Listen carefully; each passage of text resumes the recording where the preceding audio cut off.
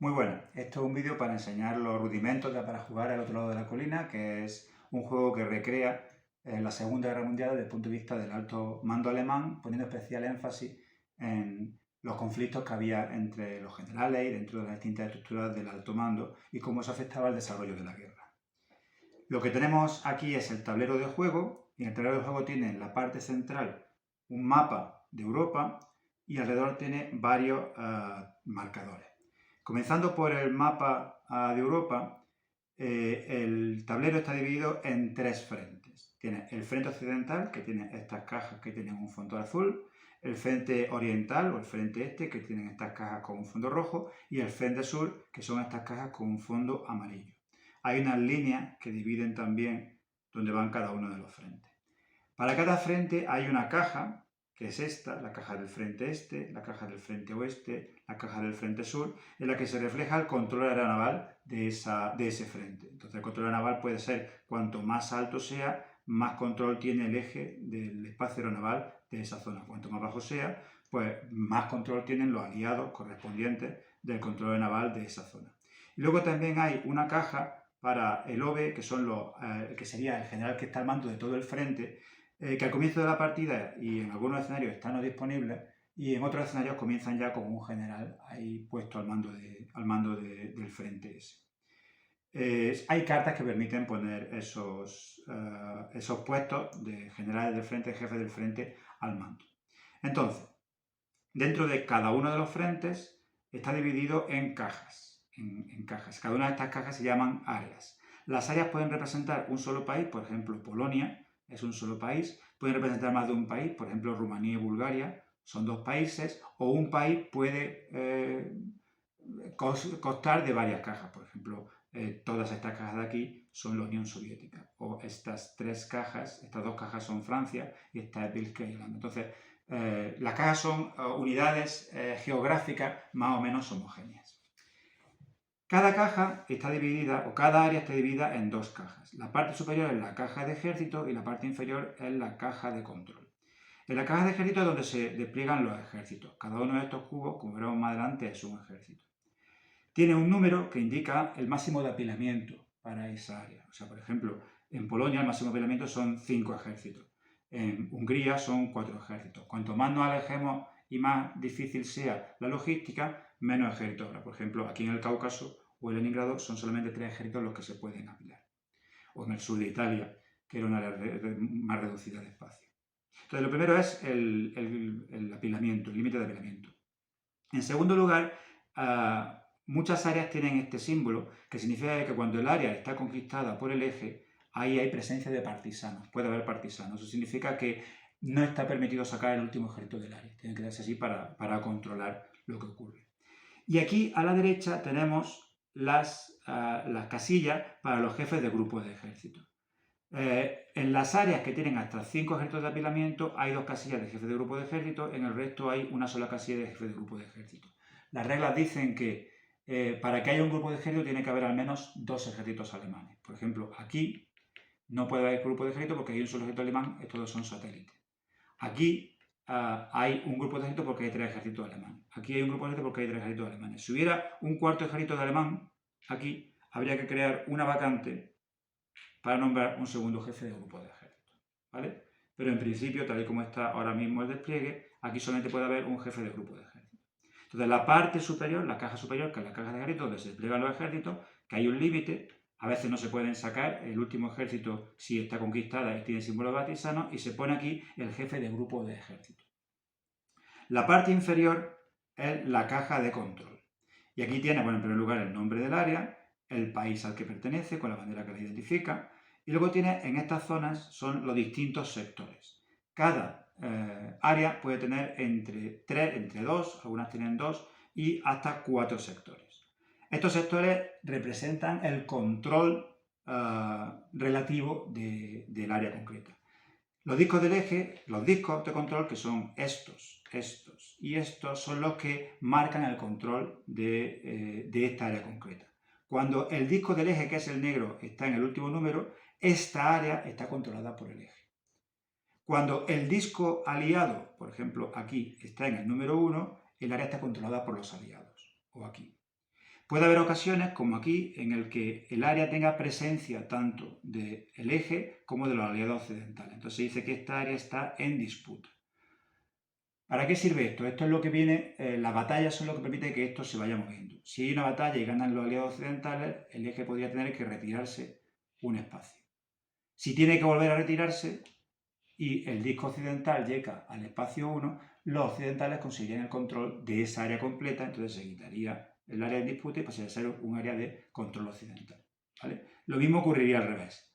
Si el eje consigue expulsar, avanzar aquí y quitar el disco de los aliados occidentales, pues este área dejaría de estar en disputa y como se trata de un área originalmente italiana, volvería a ser un área satélite del eje. ¿Vale? Esa es la parte de los sectores. Y lo que a la derecha tiene es la casilla de alineamiento, donde se dice quién controla el área. El área puede estar controlada por el eje de dos maneras. O bien porque la han conquistado, o bien porque pertenece a un país satélite que ha formado parte del eje como resultado de la diplomacia o de eventos. Esto es lo que ocurre con Hungría, lo que ocurre con Rumanía y Bulgaria, lo que ocurre con Italia. Son satélites del eje. Tanto las conquistadas como los satélites del eje están controladas por el eje. Un área está controlada por los aliados occidentales si, como he dicho, el disco está en el 1 y tiene una casilla, tiene la casilla un marcador de aliados occidentales. Y un área está controlado por la Unión Soviética o la facción soviética si tiene el disco de nuevo en el 1 y tiene, por tanto, una ficha de alineamiento soviético. Cuando hay discos de las dos potencias, como por ejemplo aquí o aquí arriba, que por cierto falta uno, aquí o aquí arriba, se dice que el área está en disputa. ¿Vale? Nadie controla el área. Algunos sectores como este de aquí tienen esta cruz y esto indica que son sectores Festung. Hay 8 sectores Festung en el juego, que son Königsberg, Stettin, Praga, Viena, Múnich, Hamburgo, el Ruhr, Frankfurt, Ruhr y Hamburgo. Vale. Estos sectores Festung son los que determinan el colapso de Alemania. Si los soviéticos o los aliados occidentales consiguen empujar a los alemanes fuera de este disco, el disco viene aquí. Cuando hay 3 discos aquí, hay que tirar un dado al final del turno. Y si se saca menos del número de discos que hay o el número de discos que hay, la partida concluye automáticamente con el colapso de Alemania. Obviamente, cuanto más discos hay aquí, más fácil es que se colapse Alemania. Vale. También cada una de las áreas tienen colores diferentes, ¿vale? Y los colores pueden ser marrón, y eso significa que el área es abrupta. Pueden ser azul, significa que en el área hay un río importante que puede suponer un límite a las operaciones. Puede ser verde, que significa que el área es una llanura, o puede tener un cuadrado, como Sebastopol, o como Moscú, o como aquí Metz, que significa que hay fortificaciones. Que hay fortificaciones en ese espacio, un espacio fortificado. El tipo de espacio afecta al combate y también determina qué generales se pueden utilizar. Yo creo que con respecto a los espacios, con respecto al área, eso es todo. Sí, hay también las conexiones. Las conexiones son estas líneas, que son de dos tipos. Son conexiones terrestres, como esta, y conexiones anfibias, como esta. Las conexiones terrestres vienen a determinar sobre todo por dónde atacan los aliados. Entonces, cuando un área está controlada por el eje y el adyacente está controlada por los aliados van a intentar atacar en ese área. Las áreas anfibias indican operaciones anfibias que puede hacer el eje. Por ejemplo, intentar atacar Inglaterra, intentar tomar Gibraltar, intentar tomar Malta. Entonces, esas líneas anfibias sirven para indicar posibles operaciones anfibias del eje. Y por último, algunas áreas tienen un símbolo de desembarco, como este, y eso indica que en esas áreas hay una posibilidad de que los aliados desembarquen, que se produzca un desembarco aliado cuando hay un marcador de desembarco. Eso nunca ocurre antes de 1942. Entonces, cuando se produce un desembarco, se mira dónde es y puede ser en cualquiera de estas áreas, dependiendo del año, que tienen este símbolo de desembarco. Cuando se produce un desembarco en un área, a veces el desembarco puede ser en varios de los sectores. Por ejemplo, aquí podría ser tanto en Brest como en Caen. Entonces habría que tirar un dado con un 1, un 2, el desembarco sería en Brest, de 3 a 6 el desembarco sería en Caen, como fue históricamente. Ese sería el desembarco de Normandía. Hay algunas cositas más en lo que se refiere a las conexiones. Por ejemplo, esto impide que los aliados soviéticos ataquen por estas líneas. Esto significa, este +1 aquí, que también está aquí, significa que cuando los aliados controlan este área completamente, tiran un dado más en este, o viceversa, cuando controlan este área, tiran un dado más en este. Esto viene a ejemplificar los flanqueos cuando están muy profundamente en el territorio contrario. Y uno de los elementos más importantes del juego es este símbolo, porque este símbolo significa que ese área da recursos, y los recursos son los que permiten sacar adelante la economía de guerra. La economía de guerra es la que permite hacer cosas durante la partida. Entonces, las áreas que tienen ese símbolo de recursos son las áreas que son más interesantes de conquistar. Luego hay tres áreas especiales, que son la A, la B y la C, que son lo que se llaman bases, son bases del Mediterráneo. Entonces, estas áreas nunca se pueden desplegar ejércitos. Se puede intentar hacer operaciones para conquistarlas. Por ejemplo, Creta, este es el escenario de 1941, de verano de 1941. Creta acaba de ser conquistada por el Eje, entonces está conquistada, y eso le da cierta ventaja a la hora de suministrar al norte de África. Pero para tomar Malta habría que jugar una carta que permite la operación tomar Malta, y para tomar Gibraltar habría que jugar una carta que permite la ocupación de Gibraltar. Algunas cartas tienen, algunas zonas, algunas áreas tienen puertos, ¿vale? Por ejemplo esta, significa que para el suministro hay que ver si el puerto está abierto o cerrado, ya que no se puede suministrar en ninguna otra parte. Y creo que hasta aquí es casi todo lo que tenía que decir. En el centro está la zona de Alemania. Entonces aquí está el control naval de Alemania, que es el que determina si el bombardeo de Alemania afecta a la economía. La caja de colapso de Alemania, que ya he explicado. Los movimientos estratégicos, que sirve para mover, la caja de movimientos estratégicos, que sirve para mover ejércitos de un frente a otro. Y aquí arriba hay uno de los elementos más importantes del juego, que es la guerra estratégica. La guerra estratégica, que representa tanto la batalla del Atlántico como el bombardeo de Alemania. Vale, hay también una guía para los símbolos del tablero. Esto es lo que se refiere al tablero. En torno al tablero tenemos, en primer lugar, este es el factor tiempo. Tenemos el contador de años, ¿vale? Entonces el juego comienza en 1939 y termina en 1945, la campaña completa, pero hay escenarios que empiezan en el 39, en el 41, en el 42, en el 43. Y además cada uno de los escenarios también puede terminar antes. Hay mucha posibilidad de jugar solamente parte de la guerra. Y luego los turnos son estacionales. Hay 4 turnos estacionales. El turno de invierno, el turno de primavera, el turno de verano y el turno de otoño. Y cada turno estacional consta de una fase de gestión y una, o en el caso de verano, 2 fases de operaciones. Y luego habría que resolver la fase de gestión, y luego habría que resolver 2 fases de operaciones. Aquí está la secuencia de juego, que miraremos un poquitín más tarde. Esta es la zona de economía. Entonces aquí se indica los recursos que posee Alemania. Comienzo de este escenario tiene 12 puntos de recursos.